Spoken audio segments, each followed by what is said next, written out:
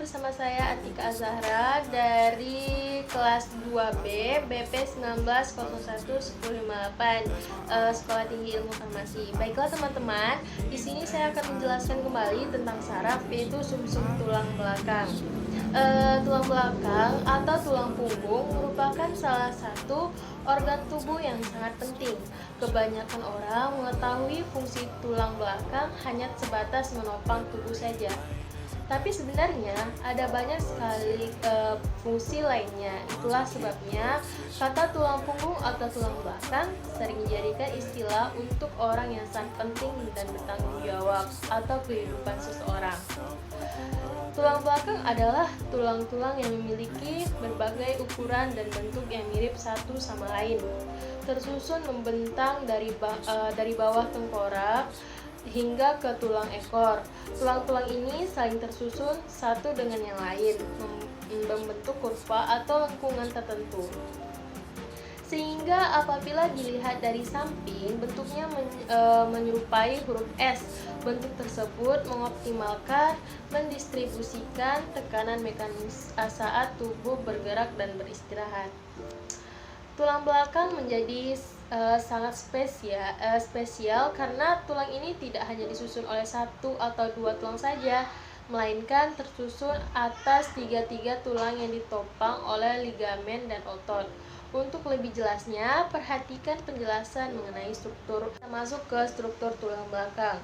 Fungsi yang baik tentu tercipta karena struktur yang sempurna.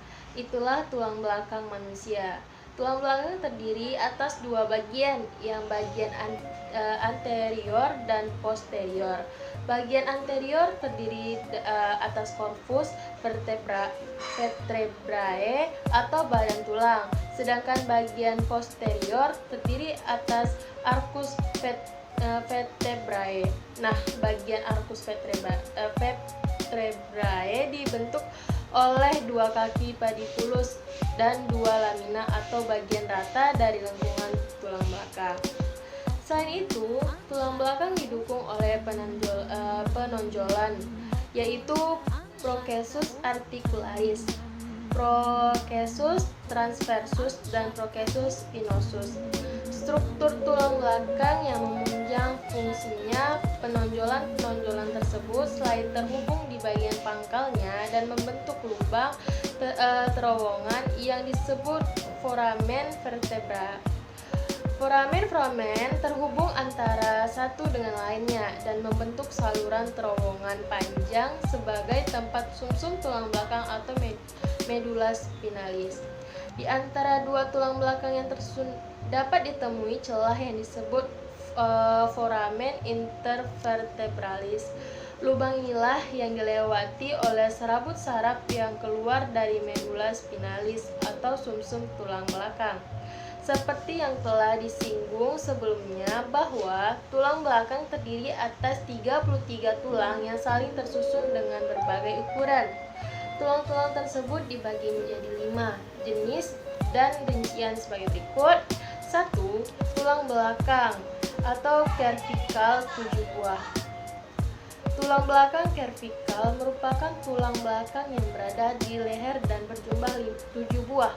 Secara umum, bagian ini memiliki bentuk tulang yang kecil dengan procesus spinosus atau bagian belakang tulang yang seperti sayap yang berukuran pendek, kecuali tulang kedua dan 7. Tulang-tulang tersebut memiliki sebutan khusus seperti atlas dan aksis dan diberi nomor yang sesuai dengan urutannya, mulai dari 71 sampai C7. 2. Tulang belakang toraks yang memiliki 12 buah.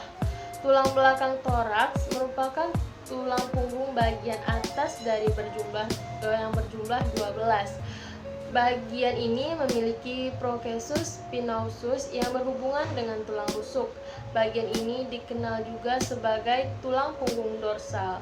Kedua belah tulang tersebut diberi nomor sesuai dengan urutannya dari T1 sampai T12. Yang ketiga, tulang belakang, yaitu tulang belakang lumbal yang memiliki 15 buah. Tulang belakang yang ketiga yaitu tulang belakang lumbal. Ada 5 buah. Tulang belakang lumbal merupakan tulang punggung bagian bawah dan berjumlah 5 buah. Bagian ini memiliki ukuran yang paling besar dan paling lurus. Konstruksinya dan menopang beban paling berat daripada tulang belakang lainnya secara umum. Nyeri punggung sering disebabkan karena adanya gangguan pada bagian ini. Kedua belas tulang pada bagian ini juga diberi nomor sesuai dengan urutannya dari L1 sampai 5L. Dan kita kembali yang keempat lagi, tulang belakang sakral atau yang memiliki 5 buah. Tulang belakang sakral merupakan tulang belakang yang membentuk sakrum dan tidak memiliki celah atau disko intervertebralis antara yang satu dengan yang lainnya. Bagian ini terdiri dari 4 sampai 5 buah tulang dan setelah usia 26 tahun membentuk segitiga sakrum seperti irisan di antara tulang pinggul. Kelima tulang tersebut diberi nomor sesuai dengan urutannya dari S1 sampai S5. Dan yang kelima, tulang belakang kokial. Dia memiliki 3 sampai 5 buah. Tulang belakang kokigeal merupakan tulang belakang yang terletak di bagian paling bawah tulang belakang atau disebut juga sebagai tulang ekor. Bagian ini terdiri dari 3 sampai 5 buah tulang yang saling bergabung dan tanpa celah tulang-tulang pada bagian ini. Juga diberi nomor sesuai dengan urutannya dari CO1 sampai CO5. Beberapa gangguan struktur yang dapat mempengaruhi fungsi tulang belakang diantaranya yaitu pertama itu kifosis, yang kedua skoliosis, yang ketiga lordosis. Nah, setelah kita memahami struktur dan jenis-jenis tulang belakang, barulah kita memahami fungsi tulang belakang. Ya, apa fungsi tulang belakang? Sama halnya dengan tulang-tulang lainnya, fungsi tulang belakang juga sangat penting bagi pertumbuhan dan pergerakan tubuh manusia. Adapun beberapa fungsi tulang belakang yang paling utama yaitu yang pertama sebagai penopang tubuh. Fungsi tulang belakang yang pertama adalah sebagai penopang tubuh manusia. Bagian vertikal bertanggung jawab menopang bagian tengkorak, sedangkan bagian toraks bertanggung jawab untuk memberikan kekuatan dan stabilitas pada tubuh. Bagian lumbar memiliki tugas untuk menopang sebagian besar berat badan yang memungkinkan gerakan lebih fleksibel tapi tidak berputar. Tulang belakang memiliki struktur yang sangat baik untuk menopang tubuh yang membuatnya mampu menyesuaikan bentuk dan tubuh kita yang berubah-ubah, seperti saat kehamilan atau bertambahnya berat badan. Pada saat membawa beban yang berat, lengkungan pada tulang belakang menjadi lebih besar agar tubuh menjadi seimbang dan kuat untuk menopangnya. Dan yang kedua, membuat tubuh lentur dan fleksibel dalam bergerak. Struktur tulang belakang yang tidak beraturan dengan susunan otot, tendon, ligamen, dan sebagainya yang menjadi pendukung untuk membantu tubuh bergerak lebih lentur dan fleksibel seperti membungkuk, meregang, berputar, dan bersandar. Bagian tulang belakang vertikal bertanggung jawab untuk membantu pergerakan kepala dan leher karena adanya kombinasi untuk kedua tulang pada bagian vertikal, yaitu atlas dan sumbu. Yang ketiga, melindungi saraf. Fungsi tulang belakang yang selanjutnya adalah memberikan perlindungan pada saraf halus dan sumsum tulang belakang. Sumsum tulang belakang merupakan bagian yang penting dalam mengendalikan fungsi organ utama kita. Selain itu, bentuk dan posisi tertentu dari tulang belakang juga ligamen dapat membentuk jaringan pelindung yang dapat menjaga sumsum tulang belakang agar tidak terluka. Dan yang keempat, menghasilkan sel darah merah.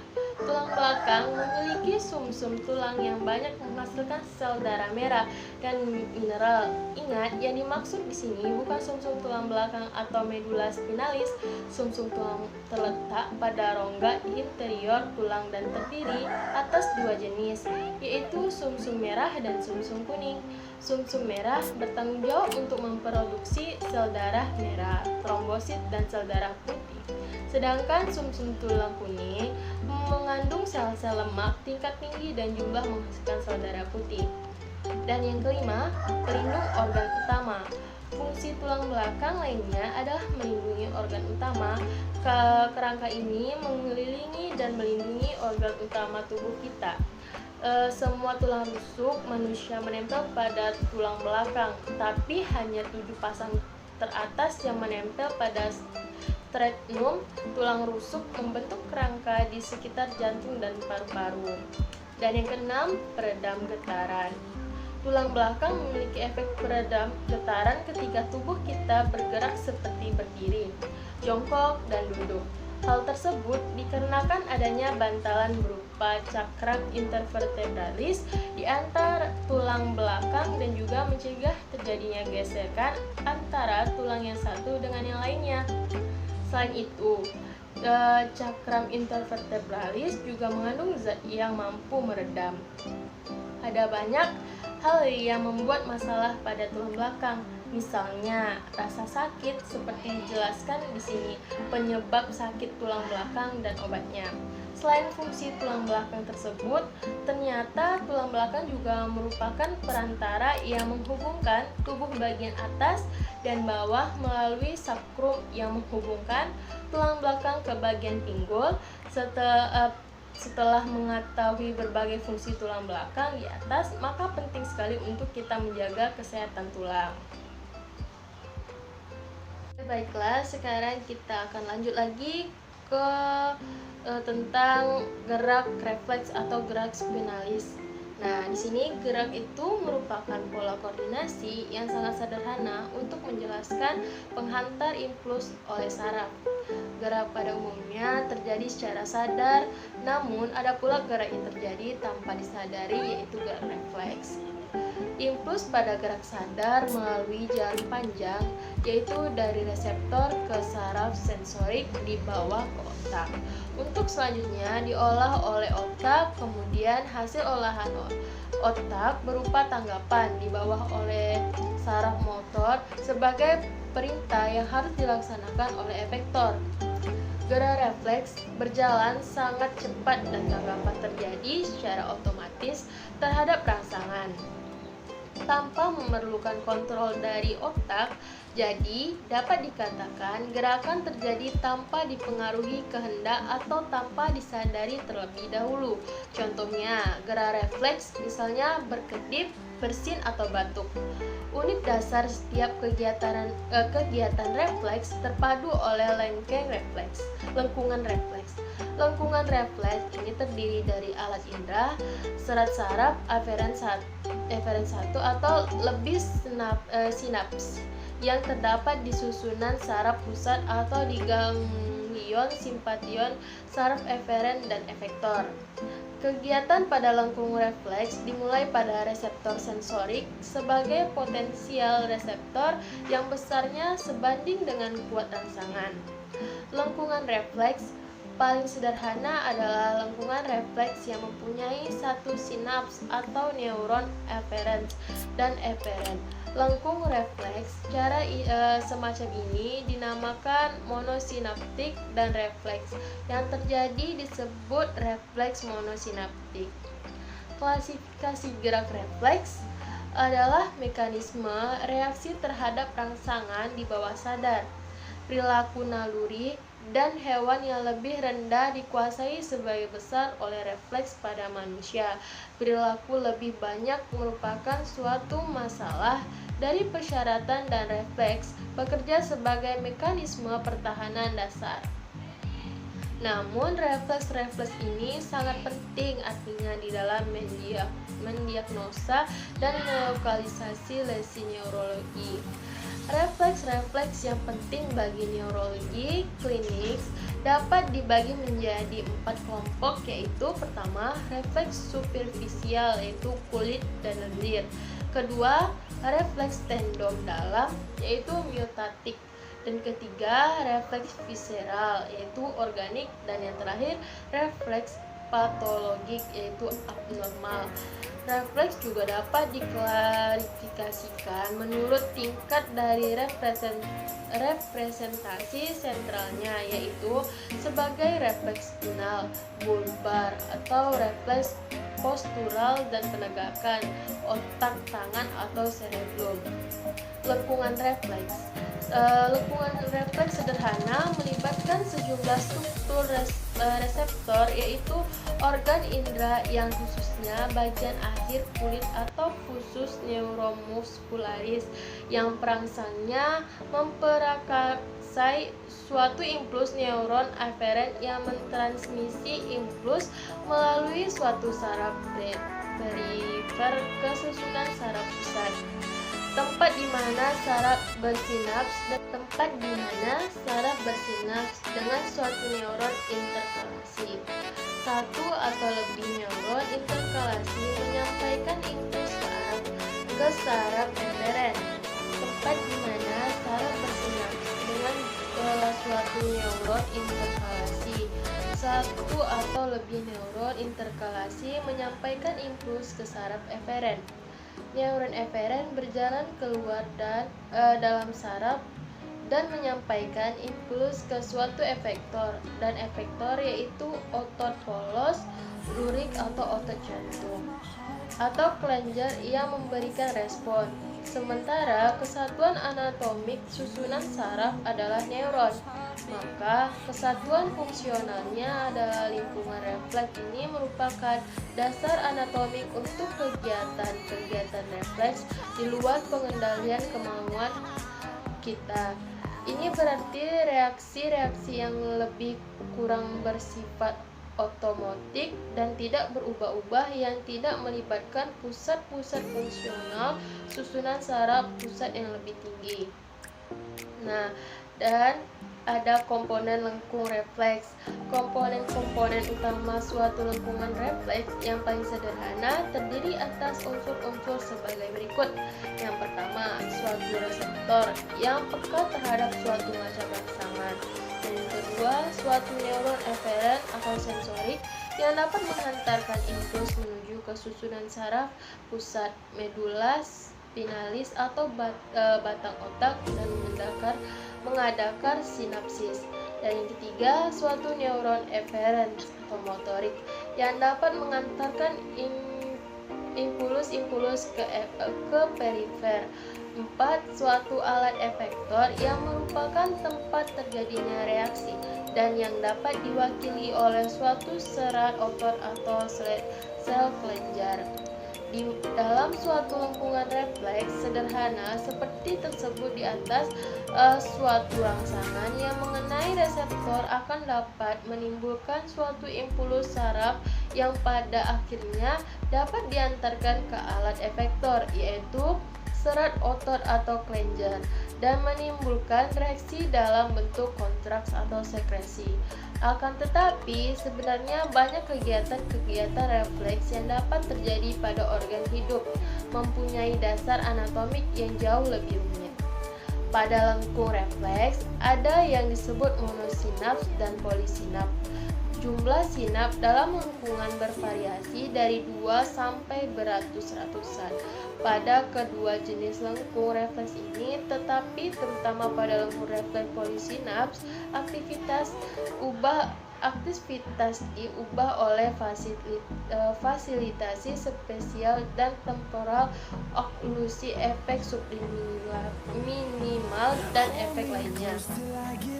Refleks monosinaps, refleks renggang. Apabila otot kerangka dengan saraf yang utuh direnggangkan, otot akan berkontraksi. Jawaban ini dinamakan refleks renggang. Rangsangan yang membangkitkan refleks ini adalah regangan otot, dan jawabannya adalah kontraksi otot yang diregangkan tersebut. Organ sensoriknya adalah kumparan otot impuls yang berasal kumparan dihantarkan ke SSP oleh serabut-serabut sensori yang cepat dan langsung melintas ke neuron-neuron motorik yang menyerapi otot yang sama. Refleks regang adalah satu-satunya refleks monosinap dan tubuh. Contoh-contoh dari dalam klinik: ketokan pada urat patella menimbulkan sentakan lutut, yaitu suatu refleks regang dari quadriceps femoris sebab ketokan pada urat meregangkan otot tersebut. Gerak refleks berjalan sangat cepat dan tenggapan terjadi secara otomatis terhadap rangsangan tanpa memerlukan kontrol dari otak. Jadi dapat dikatakan gerakan dapat terjadi tanpa dipengaruhi kehendak atau tanpa disadari terlebih dahulu. Contoh gerakan refleks misalnya berkedip, bersin, atau batuk. Pada gerak refleks, impuls melalui jalan pendek atau jalan pintas, yaitu dimulai dari reseptor penerima rangsang, kemudian diteruskan oleh penerima rangsangan, kemudian diteruskan oleh saraf sensori ke pusat saraf, diterima oleh sel saraf penghubung asosiasi tanpa diolah di dalam otak, langsung dikirim tanggapan ke saraf motor untuk disampaikan ke efektor, yaitu otak atau pager. Penghantar impuls baik yang berupa rangsangan ataupun tanggapan melalui serabut saraf akson dapat terjadi karena adanya perbedaan potensial listrik antara bagian luar bagian dalam sel. Pada waktu sel saraf beristirahat, kutub positif terdapat di bagian dalam sel saraf. Penghantar impuls melalui sinapsis, titik temu antara terminal akson salah satu neuron dengan neuron lain dinamakan sinapsis. Di dalam sitoplasma, tonjolan sinapsis terdapat struktur kumpulan membran kecil berisi neurotransmitter yang disebut vesikula sinapsis. Neuron yang berakhir pada tonjolan sinapsis disebut neuron prasinapsis. Beberapa metode pemeriksaan refleks. Yang pertama, refleks kornea. Kapas yang terletak disediakan digulung menjadi bentuk silinder halus. Orang coba menggerakkan bola mata ke lateral, yaitu dengan melihat ke salah sisi tanpa menggerakkan kepala. Sentuhlah dengan hati-hati sisi kontralateral kornea dengan kapas. Respon yang terjadi berupa kedipan mata secara cepat. Terus, refleks cahaya. Cahaya senter yang dijatuhkan pada pupil salah satu mata orang. Respon yang terjadi berupa konstriksi pupil homolateral dan kontralateral. Yang ketiga, refleks perios radialis.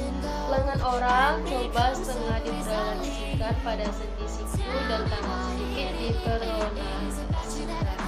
Bentuk periosteum pada ujung distal osradi. Respon yang terjadi pada orang coba berupa flash lengan bawah pada siku dan supinasi tangan. Pada percobaan ini terlihat adanya refleks yang terjadi pada orang coba. Refleks brios ulnaris, lengan bawah setengah difleksikan pada sendi siku dan tangan antara pronasi dan supinasi. Bentuk pada brios processus styloidus. Respon yang terjadi yaitu berupa pronasi tangan pada orang coba. Pada saat praktikum terlihat adanya refleks tersebut. Dan Canpes reflex atau KPR. Pada percobaan ini orang coba duduk pada tempat yang agak tinggi sehingga kedua tungkai agak tergantung bebas, atau orang coba berbaring terlentang dengan fleksi tungkai pada sendi lutut. Ketuk tendopatella dengan hammer sehingga terjadi ekstensi tungkai disertai kontraksi otot quadriceps. Terus ada Achilles face reflex. Tungkai orang coba difleksikan pada sendi lutut dan kaki didorsofleksikan. Ketuk tendo Achilles sehingga terjadi plantar fleksi dari kaki dan kontraksi gastrocnemius. Terus ada lagi refleks bicep, lengan orang coba setengah difleksikan pada sendi siku. Ketuk pada tendo otot bicep akan menyebabkan fleksi lengan pada siku dan tampak kontraksi otot bicep. Nah, yang terakhir refleks triceps. Lengan bawah difleksikan pada sendi siku dan sedikit dipronasikan. Ketukan pada tendo otot terus 5 cm di atas siku. Ini akan menyebabkan ekstensi lengan dan kontraksi otot triceps. Nah, oke guys, mungkin sampai di situ dulu penjelasan saya tentang sistem saraf tulang belakang. Mungkin ada kata-kata saya yang salah atau penjelasan saya yang kurang, saya mohon maaf. Saya Ahri, wabillahi taufiq wal hidayah. Wassalamualaikum warahmatullahi wabarakatuh.